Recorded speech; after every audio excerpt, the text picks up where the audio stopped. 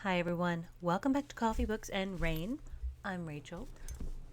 With my coffee, with my books and my reviews.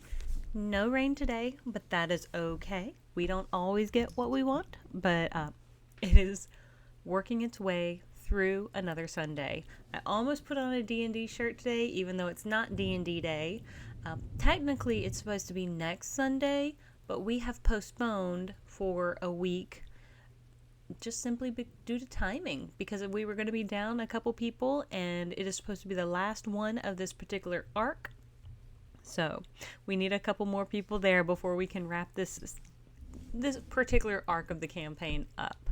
But let us dive into the first book of the day, and I do have quite a few I'm going to record, so you may see this outfit for a couple of episodes. But let us dive into Tales Told Around a Strange Fire by Bud Templin. And so I was actually sent this book by Mr. Bud Templin himself, and I was very appreciative. I love receiving books if someone is offering them. And so when they asked if I would be interested, I said, absolutely, please send. And so I received it, and it is a very cool book. So let us dive into this summary. Now, I thought at first that on Goodreads that there wasn't a summary, but there are actually two with the same picture and the same title, so just be aware. One of them has, I think, like 5 reviews. One of them has 1 review. And so you can click on either one if you decide you want to read it or look into it or what have you. But I am reading the one that has a little bit of a summary on it, and then we'll go from there. So let's dive in.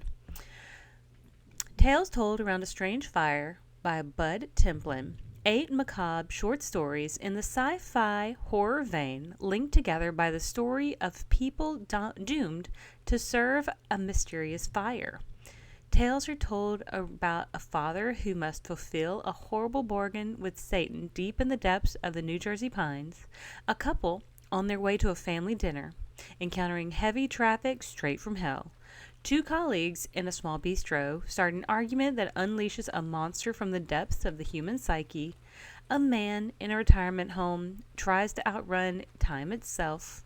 2 astronauts fight to save a puppy and learn the secret that will save humanity in the vastness of the universe. A hitman invents a way to die and achieves immortality. A man wakes up on the luckiest day of his life. Finally, the story is told of the source of the mysterious fire that enslaves them and of all and of their only terrible possibility of escape. So there we go. Now, the back of the book says something just a little bit different, and so I'm going to also read that for you as well. Trucks arrive containing an entire library, books, furniture, and light fixtures for the fire. So, a tough shift. Books are heavy. I haul over the first cartload of books to a fire feeder named Cookie, a mammoth, fierce black woman in a yellow coat. She scoops up a paperback and laughs, turns it around towards me. Tales told around a strange fire. If this ain't a strange fire, she says, I don't know what is. Instead of throwing the book into the fire, she pockets it. They say that Cookie is fearless. When I saw her steal that book, I felt enough fear for both of us. So, there are, I guess you could call them like the in-between chapters, or you could call them the primary story. So it seems as though the book starts out with a kind of primary story where these individuals are brought in or hired or what have you to feed this mysterious fire. And again, I'm not going to try to do any spoilers or anything, because there is an overarching story in between each of the smaller novellas or each of the shorter macabre short stories told in between. But this particular person seems fairly new to the job, and so they don't yet have their fireworker name yet, the one that's kind of been bequeathed to them by the other fireworkers. And so Cookie is just one of those names, and let's see, just trying to think of, there were a couple others as well. but I'm drawing a blank on, of course. Let's see. Oh, well, Jake's got a name. Proby. They call him Proby. So, yeah, anyway. Some people get names and some people don't. And so, just go throwing that out there. I think it's kind of a new initiate sort of thing is you got to get your fire feeder name, but it's got to be given to you by one of the other fire feeders. And they don't really explain too much about these fires, but there's something very almost desperate about trying to keep these fires in a current like zone. So like I guess there's a gauge somewhere that they kind of have to make sure it's staying between. And they're throwing just like everything in this fire, but like not like of course people, but books, furniture, fixtures, carpet, rugs, clothing, all of that sort of stuff is just getting thrown into the fire without much thought as to what it is. So that's kind of what's going on. And so in between each of these short stories, we get another glimpse into what is happening around this strange fire. And so each of these short stories is someone telling a story that has come to mind. Now, I'm not 100% certain about like if these short stories are supposed to be coming from this particular book that Cookie had, but it just sounds like some people kind of say, oh, this reminds me of this story. Now, these stories get a little wild and they get a little strange, and of course, that's what they're supposed to be. They are tales told around a strange fire, and so they each also have a bit of strangeness in them as well. I was very intrigued because one of the very first ones is about this bargain with the devil. And so there's this group of people who live in this certain area, and there's tales about this particular devil's table. And if you sit at the devil's table or what have you, like you may see him, or all these different urban legends and lores. Well, somebody wants to go see it, and then some things kind of go awry.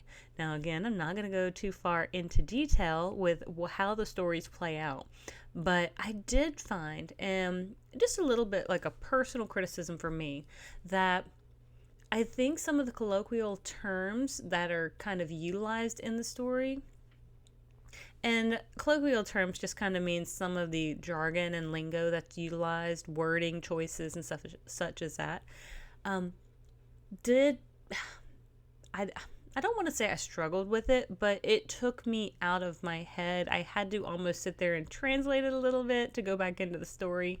So I think it was just kind of applied quite thickly, which took me personally out of the element, because I'm sitting here like, what is he trying to say? What's going on? Now, I am a girl from Louisiana, from what is called the South, and I've grown up with family members who speak in some fairly thick accents and with colloquial terms and jargon. However, I do also still sit there frequently and go, what did you just say? I don't care if I grew up with it or not, but some of the terms and wording choices are needing to be translated. So that was just one of my little things. Now, it feels as though this first particular story may take place kind of in a mountainous, hilly region. I can very easily picture it in like the Appalachia region, but anyway, it was really still very well done. So then we move on from there, and so then we have like, let's just see what the second one is. It might be the one where they're like going over the river and through the woods. Oh, it is. It's literally called Over the River and Through the Woods. Like, that is what... It's chapter number 4, but it is the second short story. And it's this husband and wife going to their family's house for, I don't know, is it Christmas or Thanksgiving? One of the two. But anyway... Belinda, the wife, is driving, and the husband's sitting in the passenger seat. And as they're going, things are going pretty well, and they're talking, and they're like, it's kind of tense. And then all of a sudden, traffic seems to turn into this almost this living thing. This, if you've ever been to like a, what is it when like it's like a derby, like I don't, it's not a roller derby, it's like, it's when they're crashing into each other, and then maybe throw in some of the big monster trucks on top of that, and that's what the road is turning into. Like, apparently these people have done this frequently. I don't know, because they don't freak out the same way I do, because like they're in this like Subaru, and there's like a car behind them, it's like pushing them, and then the car, they're like crammed in front of the car behind, like, you know, they're kind of crammed in, and big trucks are going over the top, and everybody's like, it is that's it, a demolition derby. It's a demolition derby out here. And so things are just wild. And the short stories kind of continue in that similar vein of the uncanny and the strange, because it's not normal sort of thing. And I was wildly intrigued, but also just a little confused, because sometimes I didn't really fully understand what was going on in the story until like the end. And even then I was kind of left scratching my head like, what just happened? But let me tell you that I think that is the purpose of some of these short stories. I think we are supposed to be left happening, or left thinking, what did we just read? Not in a negative way, but almost in like, I need to read that again. Let me read that last page again, because did I just read what I think I read? So I was pretty intrigued, and I'm going to give this book 4 stars, because I think this is a very, now, especially because it is kind of a sci-fi fantasy with horror elements, it does fit well into that vein. Now, the overarching story about the strange fire is also very interesting as well, but I don't want to dive too far into that one, because I think that's one that you really gotta like listen to, or at least read. I mean, I don't think there's an audiobook available for it yet, but I do hope that they're able to maybe, I don't know, do people make their own audiobooks? Like, I've thought that if I wrote my own book, that maybe I would try narrating it, but I don't know if I even trust myself to do that. I think my voice is decent, but I do not know if it is audiobook worthy. I have no idea. But anyway, I just wanted to share this book because, yes, it was sent to me. No, I didn't pay anything, and they did not ask anything other than, hey, would you like a copy? Yes, please, thank you. And I wanted to provide my honest feedback, but I also wanted to share that I do love receiving books like this, and I love when someone reaches out and asks if I would like to receive a copy or even read their book. I do have one more that I need to get to, and the only reason I have dawdled on it is because I think it's in my Google Docs. I think someone sent me a Google Doc of their book, and I only just remembered it because I ran across it the other day when I was looking through my Google Docs for some D&D material that I had previously. And I ran across this person's book, and I was like, oh no, I told them I was going to like read their book, and I have dropped the ball on it. So I do want to get that book done that they sent me. So I do apologize if you are out there and you sent me a Google Doc of your book. I do promise I will get to it. I just completely let it slip my mind. But I wanted to give Mr. Bud Templin and Tales Told Around a Strange Fire a at least a little bit of a platform. So if anyone is interested, I do wonder, you can potentially get it on Amazon, but let me just check real quick before I even really say that. So let's see. Let's go to my Amazon.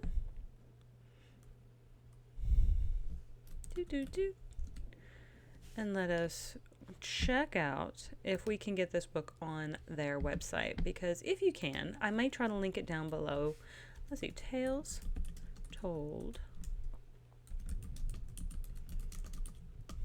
There it is. Yeah. There it is. All right. Tales Told Around a Strange Fire by Bud Templin, and it looks like it was available on Amazon as of August 5th, 2025. It is $13.70, so I think that's probably worth it, and I'm going to try to link it down below just if anybody is curious and wants to support what looks to be an independent author, because I don't see any real publishing information. There are some like little quotes on the front and back, so that's pretty cool.